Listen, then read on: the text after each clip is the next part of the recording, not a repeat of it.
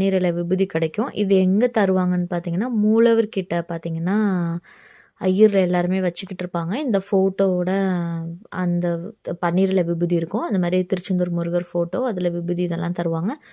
நாங்க வந்து உள்ள எப்படி வாங்குனோம்னா, தேங்காய் பழம் சாமிகிட்ட போய் உடைச்சோம். உள்ள மூலவர்கிட்ட போனோனே தேங்காய் பழம் உடைச்சோம் ஐயர்கிட்ட குடுத்து.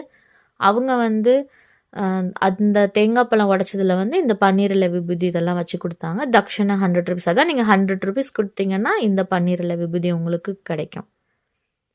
இத நாங்க வீட்ல வாங்கிட்டு வந்து சில பேர் என்ன பண்ணுவாங்கன்னா, அந்த இலையில கொஞ்சம் விபூதி வச்சு அப்படியே சாப்பிட்டு தண்ணி குடிச்சிருவாங்க. நான் என்ன பண்ணுவேன்னா, அந்த இலைய அப்படியே விபூதிக்குள்ளேயே போட்டு வச்சுருவேன். அது காஞ்சிருமா, அது அப்படியே அதில அப்படியே கலந்துடும். அப்படிதான் நாங்க யூஸ் பண்ணுவோம். இப்ப நாங்க வீட்டுக்கு வந்துட்டு மாலை கழட்டுறதுக்கு நம்ம என்னென்ன வாங்கிட்டு வந்தோமோ, சாமிக்கு அங்கே தேங்காய் பழம் அதெல்லாம் உடைச்சிருப்போம். அது எல்லாத்தையும் ஒரு தட்டில எடுத்து நம்ம வச்சிரணும். பஞ்சாமிர்தம், கயிறு இந்த மாரி எல்லாம் வாங்கிட்டு வந்திருப்போம்ல, அதெல்லாம் எடுத்து வச்சுட்டு, நம்ம முருகருக்கு வந்து எப்படி சட்கோணம் விளக்கு வந்து காலையில் ஈவினிங் போட்டுட்டு இருந்தனோ நான் அந்த 21 நாள், அதே மாதிரி மாலை கலட்டுற அன்னைக்கும் அந்த விளக்கு நான் ஏற்றுவேன். ஏற்றிட்டு தான் நான் பூஜை பண்ணுவேன்.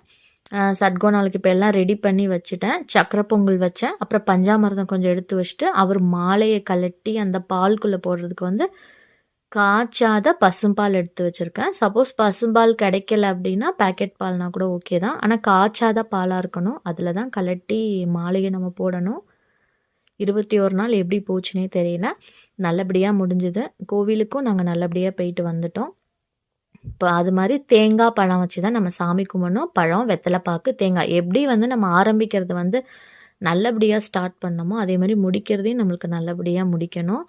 ஆரம்பம் நல்லா இருந்தால் முடியும் நல்லா இருக்கும்னு சொல்லுவாங்க. அதே மாதிரி தான் இதே மாதிரி தான் நாங்கள் மாலை போட்டு வந்து சாமி கும்பிட்டோம். அது என்னோடய சேனலில் இருக்குது, போய் பாருங்கள் கண்டிப்பாக. இப்போ வந்து கடைசி நாள், அதாவது மாலையை கழட்டுற நாள். அதனால் வந்து தேங்காய் பழம் அதெல்லாம் வச்சு தான் சாமி கும்பிடணும். இப்போ என்னோடய ஹஸ்பண்ட் வந்து தேங்காய் உடைச்சி தூபக்கால்லாம் காட்டி ஆர்த்தி காட்டிட்டாங்க. இதுக்கு பிறகு வந்து மாலையை கழட்டிடுவாங்க. அந்த பால்குள்ளே வந்து போட்டு வச்சுட்டு ஒரு 1/2 அன் ஹவர் விட்டுட்டு அதுக்கப்புறம் எடுத்து அதை தண்ணியில் நல்லா கழுவிட்டு கடைசியாக பன்னீரில் ஒரு 10 மினிட்ஸ் 15 மினிட்ஸ் ஊற போட்டுட்டு அப்புறம் அதை நல்லா காஞ்ச பிறகு எடுத்து ஒரு பச்சை கலர் துணியில் வந்து நாட் போட்டு நல்லா முடிச்சு போட்டு நீங்கள் அதை வச்சுக்கலாம். இதுதான் இதோட ப்ரொசீஜர்.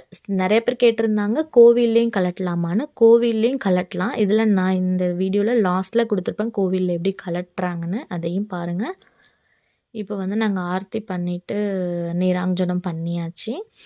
இதெல்லாம் முடிச்சுட்டு தான் கடைசியாக தான் நீங்கள் மாலையை கழட்டணும். மாலையை கழட்டிட்டு தேங்காய் பழம் உடைக்கக்கூடாது. தேங்காய் பழம் வச்சுட்டு அது மாதிரி கண்டிப்பாக சொல்கிறேன், சக்கரை பொங்கல் செஞ்சு வச்சு கும்பிடுங்க.